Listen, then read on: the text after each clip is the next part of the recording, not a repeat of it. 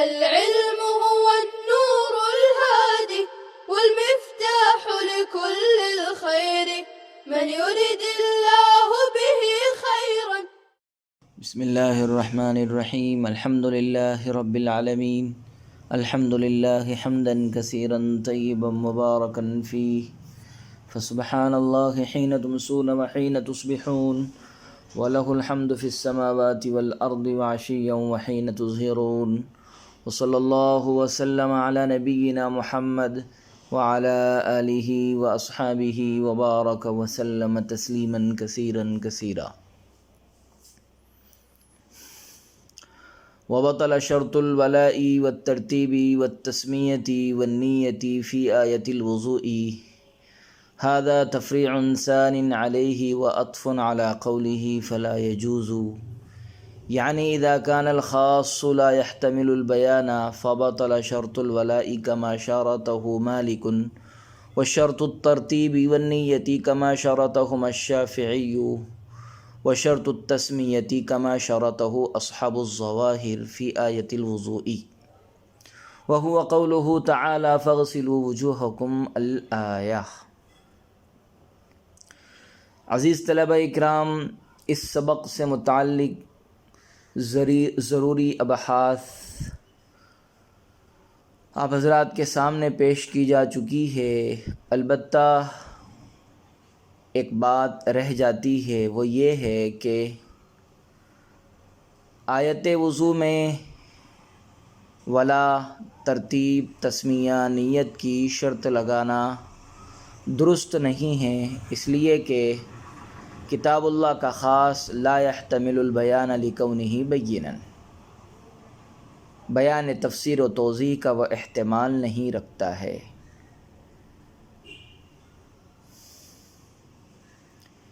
امام مالک رحمۃ اللہ علیہ نے مواظبت نبی صلی اللہ علیہ وسلم کو دلیل قرار دیا شرط ولا کی. اصحاب ظواہر نے لا وضوء لمن لم یسمی فرمان نبی صلی اللہ علیہ وسلم کو شرط تسمیہ کی دلیل قرار دیا اور تسمیہ کو وضو میں شرط لازمی بتایا. امام شافعی رحمۃ اللہ علیہ نے ترتیب اور نیت کو شرط قرار دیا. رسول اللہ صلی اللہ علیہ وسلم کے فرمان لا يقبل اللہ صلاة امرئ حتى يضع الطہور فی مواضعہ فیغسل وجہہ ثم یدیہ، اس حدیث کے ذریعے سے ترتیب کو شرط قرار دیا، اور انما الاعمال بالنیات اس حدیث کے ذریعے سے نیت کو وضو میں شرط قرار دیا ہے. ہم احناف کی طرف سے ان حضرات کے دلائل کا جواب یہ ہے کہ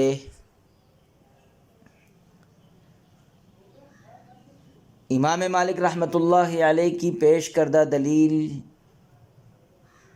مواظبت نبی صلی اللہ علیہ وسلم کا جواب یہ ہے کہ رسول اللہ صلی اللہ علیہ وسلم کا کسی عمل پر مداومت فرمانا اس کے واجب ہونے کی دلیل نہیں ہوتا ہے. چنانچہ اعتکاف سنت مؤکدہ ہے، حالانکہ رسول اللہ صلی اللہ علیہ وسلم نے اعتکاف پر مداومت فرمائی ہے.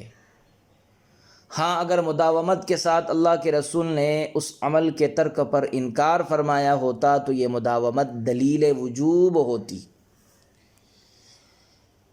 لیکن ترک پر کسی طرح کا کوئی انکار اور نکیر نہیں فرمائی. یہ اس بات کی دلیل ہے کہ یہ واجب نہیں ہے. اصحاب ظواہر کی پیش کردہ حدیث لا وضوء لمن لم یسمی کا جواب تو یہ ہے کہ حدیث میں کمال وضو کی نفی کی گئی ہے، نہ کہ صحت وضو کی. لا وضوء کے ذریعے سے کمال وضو کی نفی ہے، نہ کہ نفس وضو اور صحت وضو کی، یعنی بغیر تسمیہ کے وضو ایسا کامل نہیں ہوگا جس پر ثواب مرتب ہو، البتہ مفتاح صلاۃ ہو سکتا ہے. دوسرا جواب یہ ہے کہ یہ حدیث حضرت ابو ہریرہ رضی اللہ عنہ، ابن مسعود، ابن عمر رضی اللہ عنہ کی حدیث ان النبی صلی اللہ علیہ وسلم قال من توضأ وذکر اسم اللہ تعالی فإنه يطهر جسده كله ومن توضأ ولم يذكر اسم الله تعالی لم يطهر الا موضع الوضوء، یعنی جس نے وضو کیا اور اللہ کے نام کا ذکر کیا تو یہ وضو اس کے پورے بدن کو پاک کرے گا، اور اگر بغیر تسمیہ کے وضو کیا تو صرف موضع وضو پاک ہوگا۔ اس حدیث سے معلوم ہوا کہ بغیر تسمیہ کے بھی وضو ہو جاتا ہے۔ اور ترتیب کے فرض ہونے پر پیش کردہ حدیث لا يقبل اللہ تعالی صلاۃ امرئ، اس حدیث کا جواب یہ ہے کہ یہ حدیث محدثین کے نزدیک ضعیف ہے۔ نیز ابو داؤد میں مروی ہے کہ رسول اللہ صلی اللہ علیہ وسلم وضو کرتے وقت اپنے سر کا مسح بھول گئے تو آپ نے وضو سے فراغت کے بعد سر کا مسح کیا۔ وضو سے فراغت کے بعد اگر ترتیب فرض ہوتی تو آپ صلی اللہ علیہ وسلم اس صورت میں وضو کا اعادہ فرماتے۔ وضو کا اعادہ نہ کرنا ترتیب کے فرض نہ ہونے کی دلیل ہے۔ اور انما الاعمال بالنیات کا جواب یہ ہے کہ اعمال سے پہلے لفظ ثواب مقدر ہے، لہذا مطلب یہ ہوگا کہ اعمال کا ثواب نیتوں پر موقوف ہے، نہ کہ اعمال کی صحت۔ اعمال کا ثواب نیت پر موقوف ہے، نہ کہ اعمال کی صحت، بس نیت کا فرض نہ ہونا بھی ثابت ہو گیا۔ شارح علیہ الرحمہ کی عبارت پر بھی چند اشکالات ہیں۔ پہلا اشکال تو یہ ہے کہ شارح نے مخالفین کی پیش کردہ تمام روایات کو اخبار آحاد کہا ہے، حالانکہ انما الاعمال بالنیات خبر مشہور ہے، بلکہ بعض حضرات متواتر ہونے کے قائل ہے۔ دوسرا اشکال یہ ہے کہ شارح نے کہا ہے کہ بالاتفاق وضو میں کوئی واجب نہیں، حالانکہ امام احمد رحمہ اللہ تعالی کلی کرنے اور ناک میں پانی ڈالنے کو واجب قرار دیتے ہیں۔ نیز شارح نے کہا ہے کہ واجب صرف عبادات مقصودہ کے لائق ہوتا ہے اور وضو عبادت غیر مقصودہ ہے، مگر عجیب بات ہے کہ وضو میں فرض تو ثابت ہے اور واجب وضو کے لائق نہیں۔ جب وضو میں فرض ثابت ہے تو واجب بدرجہ اولا ثابت ہونا چاہیے۔ والطہارة في آية الطواف عطف على قوله الولاء وتفرع ثالث عليه، أي إذا كان الخاص بينا بنفسه لا يحتمل البيان فبطل شرط الطهارة في آية الطواف، وهي قوله تعالى وليطوفوا بالبيت العتيق، فإن الشافعي رحمه الله تعالى يقول إن طواف البيت لا يجوز بدون الطهارة لقوله عليه السلام الطواف بالبيت صلاة، وقوله ألا لا يطوفن بالبيت محدث ولا عريان۔ اور طہارت آیت طواف میں یہ ماتن کے قول الولا پر معطوف ہے اور خاص کے حکم پر تیسری تفریع ہے، یعنی جب خاص بذات خود واضح ہے، بیان کا احتمال نہیں رکھتا ہے، تو آیت طواف یعنی باری تعالیٰ کے قول وَلْيَطَّوَّفُوا بِالْبَيْتِ الْعَتِيقِ میں طہارت کی شرط لگانا باطل ہوگا۔ امام شافعی رحمہ اللہ تعالیٰ فرماتے ہیں کہ بیت اللہ کا طواف بغیر طہارت کے جائز نہیں ہے، کیونکہ حضور صلی اللہ علیہ وسلم نے فرمایا ہے بیت اللہ کا طواف نماز ہے،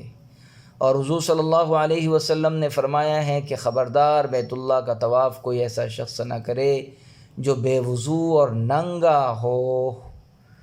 وَنَحْنُ نَقُولُ إِنَّ الطَّوَافَ لَفْظٌ خَاصٌ مَعْنَاهُ مَعْلُومٌ وَهُوَ الدَّوْرَانُ حَوْلَ الْكَعْبَةِ فَإِشْتِرَاطُ الطَّهَارَةِ فِيهِ لَا يَكُونُ بَيَانًا لَهُ لِكَوْنِهِ بَيِّنًا بِنَفْسِهِ بل يكون نسخا وهو لا يجوز بخبر الواحد غايتها أن تكون واجبة۔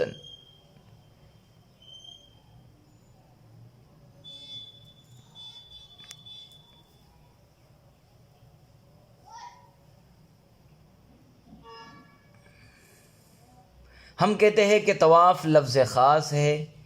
جس کے معنی معلوم ہیں اور وہ بیت اللہ کے ارد گرد چکر لگانا ہے، چنانچہ اس میں طہارت کی شرط لگانا خاص کے لیے بیان نہ ہوگا کیونکہ وہ بذات خود واضح ہے، بلکہ نسخ ہوگا اور وہ خبر واحد سے جائز نہیں ہے۔ طہارت زیادہ سے زیادہ واجب ہوگی، اس کے ترک سے طواف ناقص ہوگا، چنانچہ اس نقصان کو طواف زیارت میں دم سے اور اس کے علاوہ میں صدقہ سے پورا کیا جائے گا۔ غایتها ان تکون واجبۃ ینقص بترکها الطواف فیجبر بالدم فی طواف الزیارت وبالصدقۃ فی غیرہ۔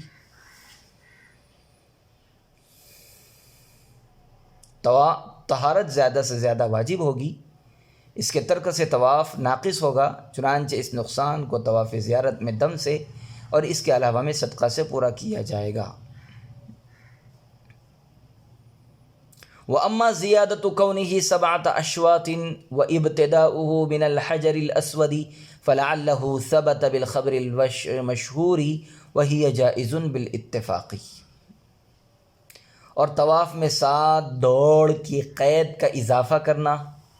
اور اسے حجر اسود سے شروع کرنا ممکن ہے خبر مشہور سے ثابت ہو، اور یہ بالاتفاق جائز ہے۔ اس عبارت میں خاص کے حکم پر تیسری تفریع مذکور ہے، یعنی خاص چونکہ بذات خود واضح ہے اور بیان کا احتمال نہیں رکھتا، اس لیے آیت طواف وَلْيَطَّوَّفُوا بِالْبَيْتِ الْعَتِيقِ میں طہارت کی شرط لگانا باطل ہے، درست نہیں ہے۔ یہ تیسری تفریع ہے۔ امام شافعی رحمۃ اللہ علیہ کے نزدیک بیت اللہ شریف کے طواف میں وضو شرط ہے۔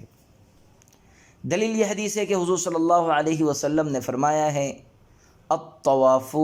بالبیت صلاۃ، بیت اللہ شریف کا طواف کرنا نماز ہے، اور جس طرح نماز بغیر وضو کے صحیح نہیں، اسی طرح طواف بھی بغیر وضو کے صحیح نہیں ہوگا۔ احناف کی دلیل، ہم کہتے ہیں کہ کلام پاک میں وَلْيَطَّوَّفُوا کے الفاظ ہیں جن کا مادہ اشتقاق طواف لفظ خاص ہے جس کا معنی گھومنا ہے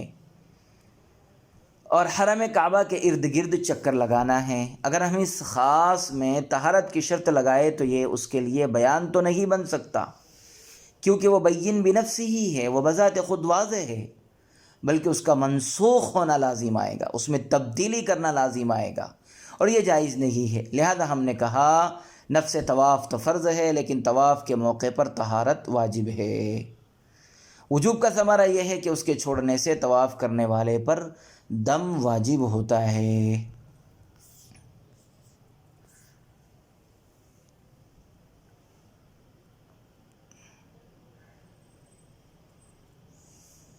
وَأَمَّا زِيَادَةُ كَوْنِهِ 7 أشواط سے ایک سوال کا جواب ہے۔ سوال یہ ہے کہ آیت میں مطلقاً طواف مذکور ہے، اس میں نہ 7 شوط کا ذکر ہے اور نہ حجر اسود سے ابتدا کرنے کا، حالانکہ احناف کے نزدیک دونوں چیزیں شرط ہے، لہذا کتاب اللہ وَلْيَطَّوَّفُوا بِالْبَيْتِ الْعَتِيقِ پر زیادتی کرنا لازم آیا۔ پس جب آپ کتاب اللہ پر زیادتی کر کے 7 کے عدد اور حجر اسود سے ابتدا کو شرط قرار دے سکتے ہیں، تو شوافے کے لیے کتاب اللہ پر زیادتی کر کے وضو کو شرط قرار دینا کیوں کر درست نہیں ہوگا؟ صاحب نور الانوار نے ڈرتے ڈرتے اس کا جواب یوں ارشاد فرمایا کہ طواف میں 7 کا عدد اور حجر اسود سے ابتدا بہت ممکن ہے خبر مشہور سے ثابت ہو، اور خبر مشہور سے کتاب اللہ پر زیادتی کرنا بالاتفاق جائز ہے، اس لیے 7 کا عدد اور حجر اسود سے طواف کی ابتدا کو شرط قرار دینا درست ہوگا۔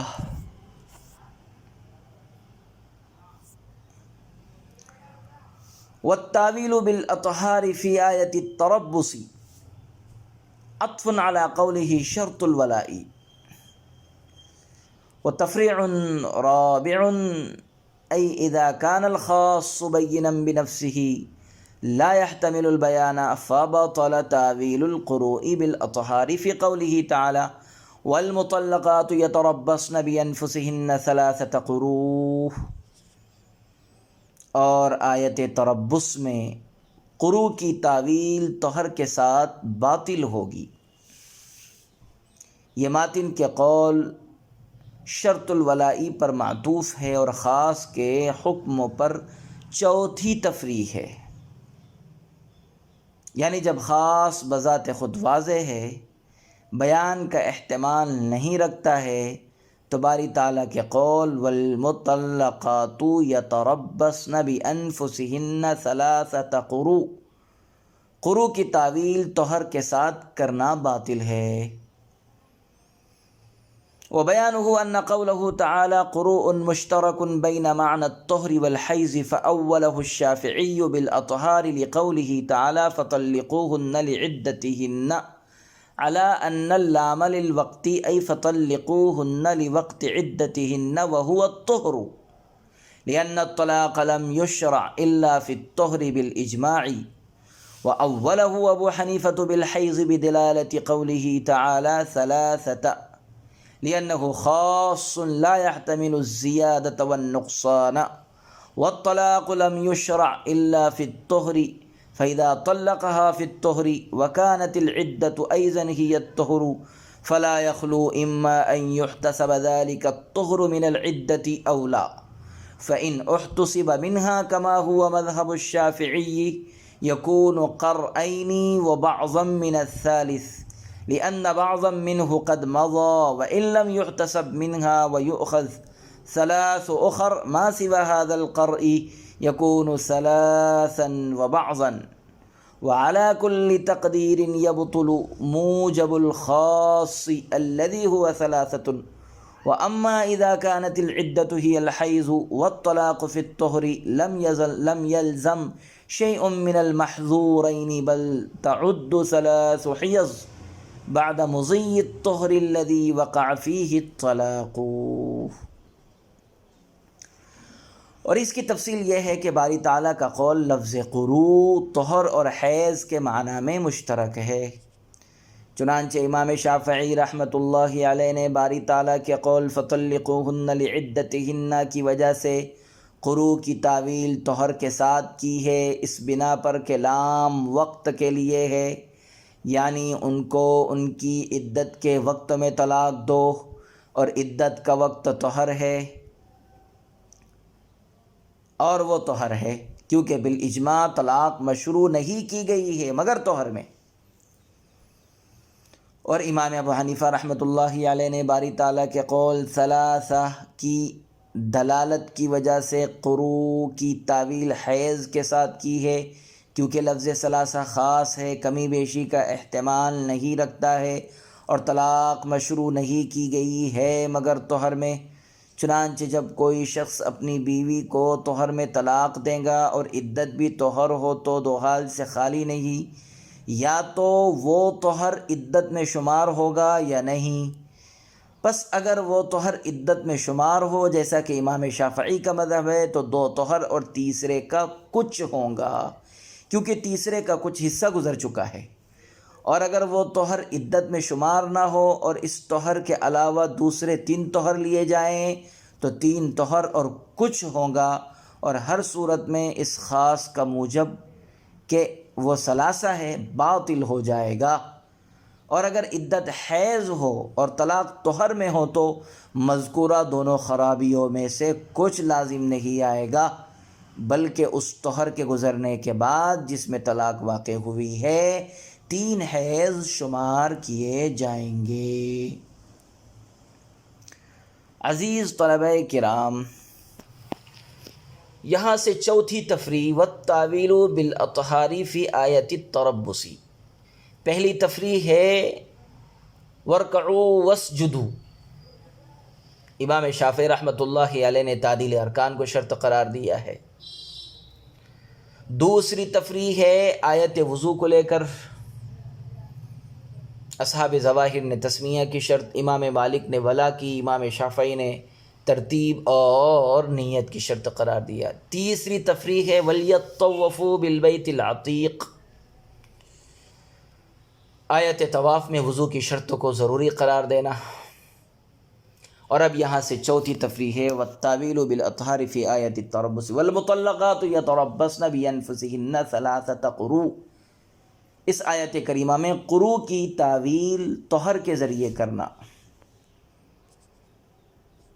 قرآن کریم میں مطلقہ کی عدت کے بیان میں ثلاثۃ قروء کے الفاظ آئے ہیں۔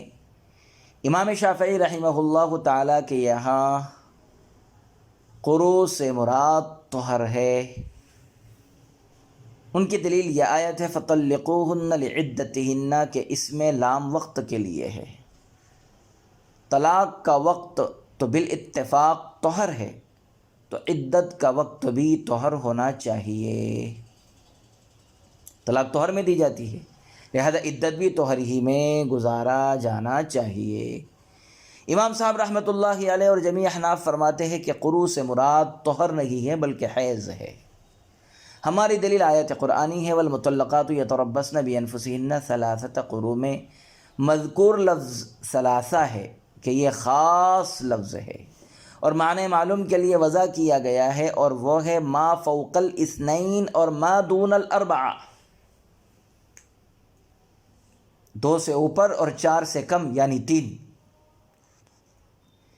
اس لفظ خاص میں زیادتی اور نقصان کا احتمال نہیں، جبکہ اگر ہم طہر مراد لے تو یا زیادتی ہوگی یا کمی ہوگی، اس لیے کہ جس طہر میں طلاق دی ہے اگر ہم اس کو شمار نہ کریں تو زیادتی ہوگی کہ 3 طہر مستقل، اور طہر کا کچھ حصہ وہ ہے جس میں طلاق دی گئی ہے۔ اگر ہم اس طہر کو شمار کریں تو ثلاثہ کے لفظ خاص پر عمل نہیں ہوگا، کیونکہ ظاہر ہے کہ جس طہر میں طلاق دی ہے اس کا کچھ نہ کچھ حصہ گزر ہی گیا ہے۔ دونوں صورتیں خرابیوں کو مستلزم ہے۔ 3 مکمل کر کے جس طہر میں طلاق دی اس کو شمار نہ کرتے ہیں تو 3 سے زیادہ ہو جاتے ہیں، یا جس طہر میں طلاق دی ہے اس کو شمار کرتے ہیں تو مکمل 3 نہیں ہوتے ہیں بلکہ 3 سے کچھ کم ہوتا ہے۔ تو دونوں صورتیں خرابیوں کو مستلزم ہیں۔ اول کی صورت میں عورت پر عدت کو طویل کرنا لازم آتا ہے، جبکہ دوسری صورت میں کتاب اللہ کے خاص ثلاثۃ قروء کے مقتضا پر عدم عمل لازم آتا ہے۔ بس معلوم ہوا کہ قروء سے طہر مراد لینا درست نہیں ہے، اس لیے حیض مراد لیا جائے گا، کیونکہ اگر قروء سے حیض مراد لے تو ثلاثہ سے کم ہوگا نہ زیادہ ہوگا، بلکہ ٹھیک ثلاثہ کے مقتضا پر عمل کرنا ممکن اور درست ہوگا، اس لیے کہ طہر میں طلاق دی جائے گی، اور طہر میں طلاق دیے جانے کے بعد میں عدت طہر سے نہیں بلکہ حیض سے گزاری جائے گی۔ آئندہ آنے والا حیض پہلا، پھر دوسرا، پھر تیسرا، اس طرح سے مکمل 3 حیض شمار کیا جانا ممکن ہوگا۔ بعض لوگ کہتے ہیں کہ امام شافعی پر اعتراض کرنے کے لیے لفظ ثلاثہ کی ضرورت نہیں، بلکہ یہ اعتراض تو لفظ قروء سے بھی ہو سکتا ہے، اس لیے کہ ثلاثہ جمع کا لفظ ہے اور اقل جمع 3 ہوتا ہے، لیکن یہ بات صحیح نہیں ہے، اور اس لیے کہ بعض اوقات جمع کا اطلاق 3 سے کم پر بھی کیا جاتا ہے، جیسے الحج اشہر معلومات، یہاں اشہر جمع کا لفظ ہے، صیغہ جمع ہے، حالانکہ حج کے مہینے 3 نہیں بلکہ 2 اور 10 دن۔ امام شافعی کے دلیل کا جواب یہ ہے کہ لعدتہن میں لام وقت کے لیے نہیں بلکہ لام تعلیل کے لیے ہے، یعنی ان کو طلاق دو اس طریقے سے کہ ان کے لیے عدت کا گزارنا بآسانی ممکن ہو، اور یہ اس طرح ہوگا کہ ایسے طہر میں طلاق دی جائے جس میں وطی نہ کی ہو، کیونکہ اگر ایسے طہر میں طلاق دی کہ جس میں وطی کی ہے تو پتہ نہیں چلے گا کہ یہ حاملہ ہے یا نہیں، اور اس کی عدت اگر حاملہ ہو تو وضع حمل ہے، یا غیر حاملہ ہے تو 3 قروء، اور عدت کا شمار مشکل ہو جائے گا۔ اسی طرح حیض میں بھی طلاق نہ دی جائے۔ خیر، قروء سے طہر مراد لینے کی صورت میں لفظ ثلاثہ کے مقتضا پر عمل کرنا ممکن اور درست نہیں ہوگا، اور لفظ قروء سے اگر حیض کے معنی مراد لیا جائے تو ایسی صورت میں لفظ ثلاثہ کے مقتضا پر عمل کرنا ممکن اور درست ہوگا۔ اس لیے احناف نے آیت کریمہ والمطلقات یتربصن بانفسہن ثلاثۃ قروء، اس آیت کریمہ میں احناف نے قروء سے حیض کو مراد لیا ہے، نہ کہ طہر کو۔ وصلی اللہ وسلم علی نبینا محمد وعلی آلہ واصحابہ وبارک وسلم تسلیما کثیرا کثیرا۔ السلام عليكم. لا تنسوا الاعجاب بالفيديو والاشتراك في القناة تشجيعا لنا لنستمر بنشر المزيد إن شاء الله.